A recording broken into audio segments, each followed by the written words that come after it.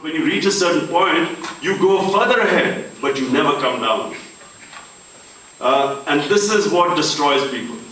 It's that compromise in a moment of weakness where you begin to accept something less. That is the beginning of the end. So, in my life, as I said, when I was told, you cannot become a fast bowler, but it was my dream to become a fast bowler. So he said, you don't have the action. I remember the coach telling me at this county cricket club I played in England, and I was only 18 years old. He said, you don't have the action. So I said, I'll change my action. He said, no, if you change your action, bowling action, you'll even lose whatever you've got. So, now what do? Do I now stick with the action, but then I can't achieve my dream?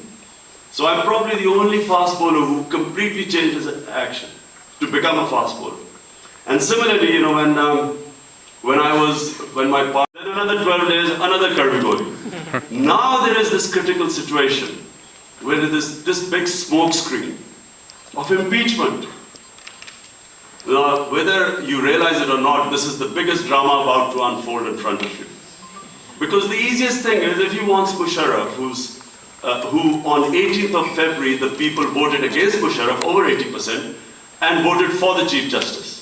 And that's all the Gallup survey, Terror Feed Tribune, all the surveys have confirmed this, where the people are standing.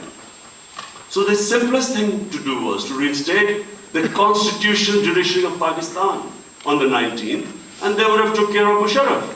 Because Musharraf himself says on BBC, I mean, he loves talking, so he even ended up saying this, that yes, on November 3, what I did was unconstitutional.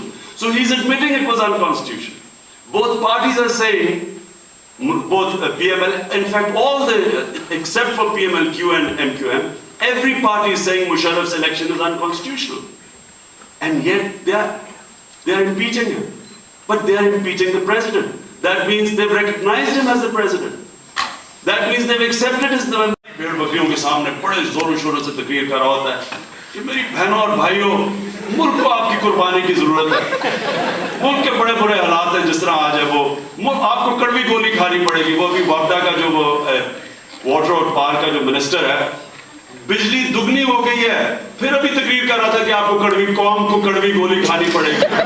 तो वो भी सूर तकरीर कर रहा था, आपको कड़वी, मैं आपको, मुल्क को आपकी जरूरत है, आपकी। तो वहां सामने भेड़ बकरियां बेचारी खड़ी, वो हर बकरा ईद पे कुर्बानी उनकी हो रही है। वो काले बकरे वैसे डरे हुए सदका देने पे काला बकरा मारा, वो सारे काफड़े खड़े हो गए। वो लगा हुआ नहीं, लेकिन कौम को आपकी कुर्बानी की जरूरत है। और फिर कहता, बहनों और भाइयों, मैं भी आपके साथ कुर्बानी देना चाहता हूं, लेकिन आपको पता है मैं सूर हूं, मेरी तो कुर्बानी जायज है।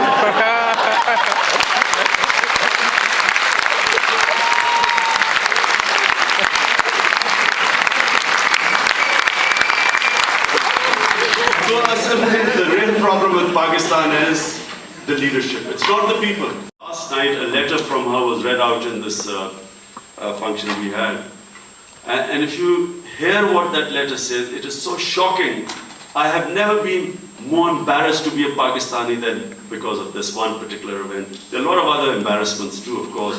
Our own army bombing our own people and our own people killing our own soldiers, but no one knows why they're fighting for. Nothing to do with Pakistan. It's unheard of. It's unheard of that a sovereign nation, for someone else, would be using its army to kill its own people. It's unheard of. I mean, in Afghanistan, if it's happening, the Americans have occupied Afghanistan. In Iraq, if it's happening, they've occupied it. But Pakistan, it's not occupied, but Musharraf, on orders from someone else, is bombing his own people. I mean, that too also is a source of great shame. Then these people who have disappeared. Even at the time of British, if anyone was considered a terrorist, in 24 hours he was produced at a magistrate's court with the charges. In 24 hours. To analyze yourself. And you being in university, remember one thing, university, education should sharpen your analytical abilities. In cricket, I know I succeeded more than much better talented cricketers than me, because I was able to analyze my mistakes better than them. Because what happens is, when you face a setback, there's a lot of advice. Because advice is free, everyone is going to give you advice. Now, in politics, I have reached a point where I said you can give me as much advice as you want, provided you give 1,000 rupees to the party fund. Then you get really good advice. So when you get a lot of advice and you've suffered a setback and you're demoralized, the biggest thing that destroys your potential is that at that stage you compromise on your dreams. So you accept something less. You scale down your ambition. And that is the first step in the downward spiral. Because you then keep accepting less and less and less until you come onto the trodden path, become like everyone else. So a leader never ever compromises on his vision. Impossible positions. And finally, before I take your questions, a leader has the capability of taking big decisions. That's what distinguishes him from others. And the reason why he takes big decisions is because it's his vision that tells him when to take what decision.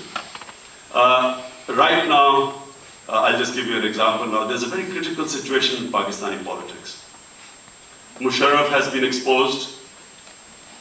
After Musharraf, we saw Asif Zardari, for a while, who behaved like a combination of Mandela and Aristotle combined.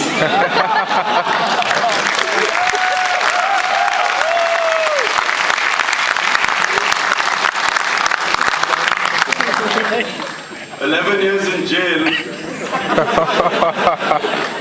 rather than teaching him wisdom, taught him to this McLean's toothpaste smile.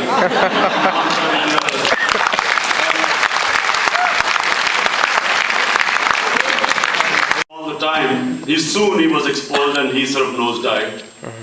Then Itazaz Hassan has sort of not, he reached a peak and sort of in my opinion, he's just had it remains to be seen whether it is a permanent decline or just a temporary setback. Now, of course, is Nawaz Sharif. Where is he going now? This is very interesting. For all of you students, it'll be very interesting for you to see where does he go from here. Because until now, he has been taking the Karvi Goli. Each time there is his whole election was fought on a one-point agenda, which was the reinstatement of the judges. The whole election, all his MLAs took oath that they will not accept their seats in parliament until the judiciary is restored. So he took the first Kargil Goli when they took oath.